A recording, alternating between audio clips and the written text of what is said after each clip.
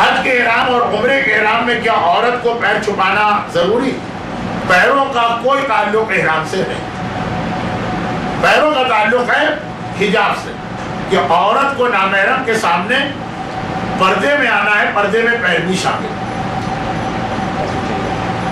اب تو ہم بھی ختم ہو رہے ہیں، چل کیسے بدلیں؟ ایک سوال اگر رہ گیا تو کیا ہے؟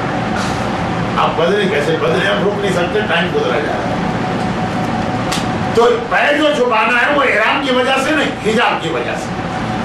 یعنی اگر کوئی عورت پیر نہ چھپا تو اس کو بے حجابی کا گناہ ملے، لیکن اس کا عمرہ بھی صحیح ہے، حج بھی صحیح ہے، احرام بھی صحیح ہے۔